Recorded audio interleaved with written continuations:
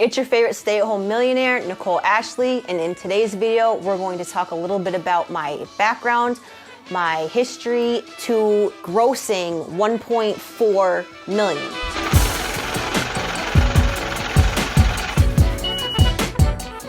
Like that whole story of how I got into the credit space is fucking it's fucking crazy. The whole reason why I got into credit. Okay, you wouldn't think so, but I just got out of jail. So I needed a place to live. I can't get a place to live. I can't even get into the worst neighborhood. I can't get into the best neighborhood. So I found out about affordable housing. I put my name on a list. It was basically a lottery. And when you either reach the top or you're lucky enough where they pick your name, you have an opportunity to potentially get an apartment in that building based off of your income. I didn't have very much income, and I don't have a lot of opportunity either because who the fuck is gonna hire a felon? I get a phone call. Your name reaches the top of the list. We wanna go over the guidelines. We wanna go over the amenities. I'm feeling great. I think I'm about to start a whole new chapter, whole new life. Go to the apartment. Had to take the bus and the train to get to the apartment because I didn't even have a car. Mind you, I'm 23 years old, just got out of jail with a child to take care of. I have nothing. Couldn't even get a lemon. Charlestown, Massachusetts, Haymarket Station. If you know where that is, you know what the fuck I'm talking about. Walk across the street to that building. Go into my appointment. I am over prepared. I have all my documents. I have my birth certificate, my social security card, my child's information, the little tiny bit of income I've had. I had release papers from MCI in Framingham. I had everything because I was going to get that apartment. I was so excited. I was like I said before, this is my new chapter. I did it. Thank you, God, we did it, right? Beautiful view of the city. Beautiful, perfect location for someone like me that don't even have a goddamn car. I can go take the bus, the train, I can walk. My child is gonna have a nice, safe apartment to live in that doesn't have mice, doesn't have roaches. You can't hear the people above you making all that goddamn noise. We get to the rental office. We go through the application. He goes through the amenities. Still, I'm excited. I'm like, I can't wait. When can I move in? I was thinking in my head, I don't have to worry about rent because I'm always going to be able to make it because if it's income based, I'm always going to be okay. Whether if it goes up or down, increase or decreases, it's always going to be okay because it's income based. I'm waiting for that phone call. I'm waiting for them to tell me my move-in date. I'm packing my stuff up. I'm putting stuff in storage. I'm pulling stuff out of storage. I'm getting excited. I'm looking up the school district that my kid's going to go to. Everything for my kid to get it all set up to live in that new neighborhood. I get a phone call. He tells me, unfortunately, I can't approve you for this apartment, this income-based apartment. Why? Because of your credit. I was in denial at first. I was like, what do you mean? Because of my credit? We didn't even talk about credit. We didn't even talk about credit in the office. I didn't see any of that on the application. I didn't see that on the website. I didn't even know it was a factor. Even though I have the money and the job and the qualifications to get that apartment, I couldn't get it. Not because I was a felon, not because I didn't have enough money, not because I didn't have a car, not because of any other factor but my credit. It felt like I was just getting something dangled in front of me and then they just ripped it out from underneath me. But now I don't know what to do. I can't ask anyone for help. It felt like there was just no end in sight. Only thing I figured out I could do was to look up credit. What is credit? What is my credit? How does this work? I honestly fell in love with that process. I'm learning about how credit works. I'm learning about what it does. I'm learning the algorithm of what makes up a credit score. I'm understanding that there's a difference between your score and what's on your files. You can have a great numerical score, but your files could be thin and you can still get denied. So I'm learning all of this and as I go. I ordered my credit report online. I saw that what was being reported on my credit report, I saw that I had a couple of collections, old phone bill, a utility bill, things like that. I said, okay, when I get my tax return, I'm just going to pay these off and then I'm going to be good. I'm going to be good. That's how it works, right? Just pay off your collections, pay off your charge-offs. My credit's going to soar up to 850 and I'm going to be good. My tax return comes. Instead of spending it on things that I need for my child or putting it away for savings or doing something like that, my dumb ass goes and I pay off all my collections. I'm on the phone with Verizon paying $500 to them. A sold off account that they don't even care about. I'm paying $500 to them. I'm paying money over here for Charter, for Spectrum, for this, whatever. I'm paying it off thinking in a month from now when that score regenerates, it's going to be good. A couple months passed by, my score increased 4 points. And all I lost out on was money. Now I don't have my tax return. Now I don't have my credit score where I thought it was going to be. And I still don't have that goddamn apartment. And I still can't get an apartment. I still can't get a vehicle. But what I have come to learn is that losses that we deem as a loss in this physical world are always a win in the spiritual world. So what did that L in the physical world cause me to do? Because it caused me pain to start looking into credit, start figuring out what I need to do to never feel like this again. The fact that I was denied something that I needed, a basic need that we need as an adult, a roof over my head. As a mother, I need a roof over my child's head. I couldn't even get that.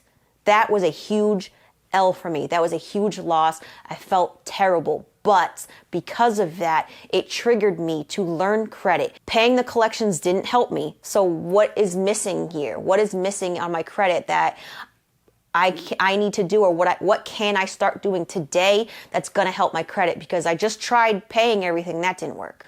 What I needed to do was start building my credit. I didn't realize that even if you have a couple things reporting on your credit, you might still have a thin file. I am getting denied for credit, not only because I have collections, but because I don't have anything currently reporting. What can I do to get something reporting on my credit files? And I'm thinking at this time still too, I'm 23 years old. I'm thinking I can't get a credit card. I'm thinking they're like 50 grand, 20 grand, 100 grand. That's my idea of a credit card. It's thousands of dollars. How am I ever going to do that? I don't even make thousands of dollars. How am I ever going to get approved for a credit card that's thousands of dollars? But what I had learned is that there's something called secured credit cards. The one that I started with it was called Discover It. It costs $300 to open that card up. You send them the $300, they now approve you, and they send you back that card with that $300 on it. So now you can start building credit as long as you pay it on time and keep your utilization below 10% on that card. So if my card was $300, I never wanted to spend more than $30. But at that time, I had to spend more than 30 because I didn't even have enough money to pay for anything. So a lot of the times I was maxing out that credit card, but I was paying it back down. On my Facebook, I'm posting about my journey, the things that I'm learning about credit. Every time I would get an increase, I'm posting about it, what I'm going to do when I get to a certain numerical score. So being 8 months pregnant, this is now picture March 2018, I took the opportunity to move down to Florida to be with the father of my child and his family. I got an apartment because my credit wasn't as terrible as it used to be. I have my child. My child is newborn. I'm healing from postpartum. I'm healing from childbirth, and I'm still learning credit.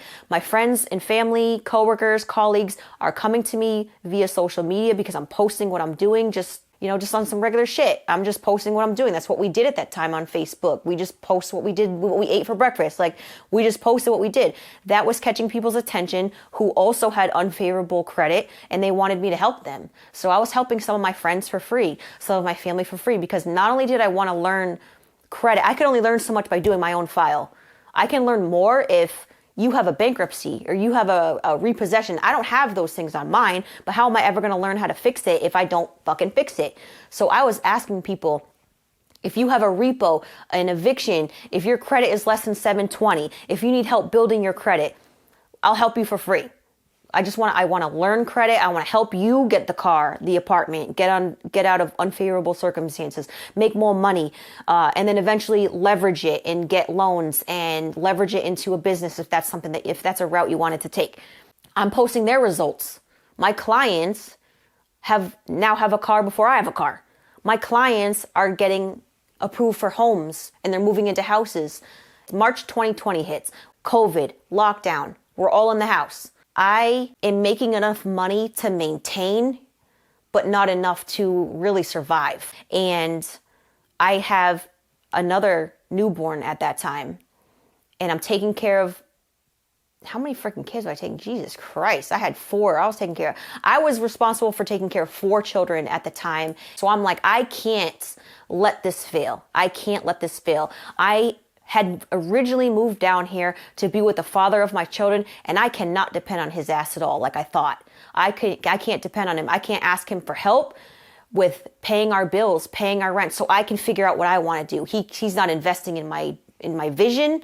He's not investing in my company. He's not barely helping me with the kids. He's living with his parents who are helping him with everything, but no one's helping me. I could not let this fail. I didn't give myself a safety net. I didn't give myself a plan B. I didn't know what to do. All I knew was that I need this to go somewhere so I can take care of these children. But what I was doing was being consistent online with posting information about credit, and I was taking on new clients and helping them with their credit, and I was posting their results. This led to just more people organically coming to me looking for help, tagging me in posts and referring me, hey, you can go to her to help you fix your credit.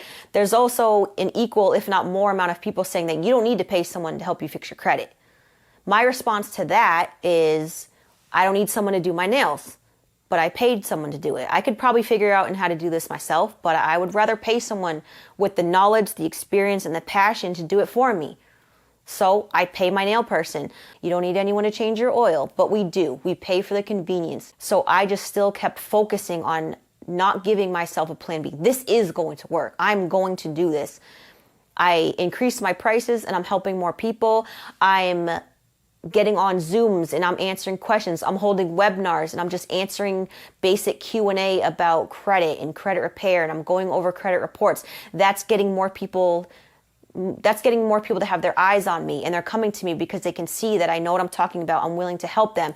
I'm technically a safe space for them to tell me the details of where their credit is at and where they want it to be. From summer of 2020 into early 2021 was when I finally had reached the first milestone of being self-employed, of being an entrepreneur. I had reached 6 figures. I have never made 6 figures in my entire life. Not when I was working corporate, not when I was waitressing, not when I was doing any of that. I didn't make 6 figures, not even close to 6 figures.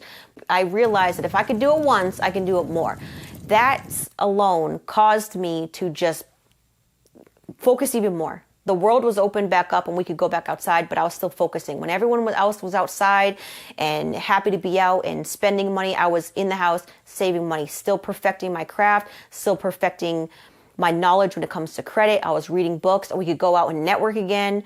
So I would have other individuals that would own companies come to me and want me to help them with their clients. Anyone that deals with clients with credit challenges were coming to me. Brokers, real estate agents, car sales, cell phone sales, other individuals that would own credit repair companies.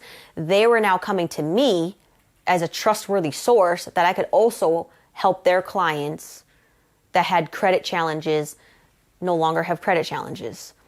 So now I was not only taking on individuals, I was taking on other businesses. That alone brought my company from barely just over 6 figures, which is an accomplishment, to grossing 1.4 million. So I went from 6 figures, very slow. It took me about 4 years to finally get it and to make 6 figures. And it took me 14 months to go from 6 figures to 7 figures. And it happened so fast for me that my merchant account and the CRM that I was using had gifted me awards. These companies were recognizing how much work that I was putting in, how fast I was growing, the amount of clients that were coming into me. So I was gifted an award for making my first 7 figures in the credit repair space. When I had first registered my business in 2016, and I had first learned about that, that to me was like a Grammy. That to me was something that I thought I could never obtain. I was like, wow. Like, I was looking at the people that had gotten one already, and I was like, wow. Like, those were like celebrities to me. Those were the Michael Jordans to me. Those were the Kobe's to me. I was like, wow, they must have really, $1 million? Like, wow. I couldn't believe it. And I honestly didn't think I could even get it. Unfortunately, they don't continue to give out awards, but I could have probably gotten 3 more of these since then. Because if you can do it once, you can do it again. So if they gave out an award for every million, every 7 figures that I would have 3 of these currently in 2024. If I can do it, and if it can happen for me, it can most certainly happen for anybody else, any of you, no matter what your circumstances. There is no circumstance too hard. There is no circumstance that is the end-all be-all. There is none. Those L's that I had taken throughout my journey, getting denied for an apartment, not having a vehicle, spending my tax return, All those L's I was taking in that physical world it just catapulted me in the spiritual world because it gave me the mindset to just focus and hone in. That's why I'm in the house that I'm in. That's why I have the cars that I have. And that's why now I can continue to be the vessel that everyone else can have the same thing. I am no different than anyone else that watches this. I am no different than anyone else. Whether you love it or hate it, I am no different than it. You can do it. If you want some help, then you know where to find me.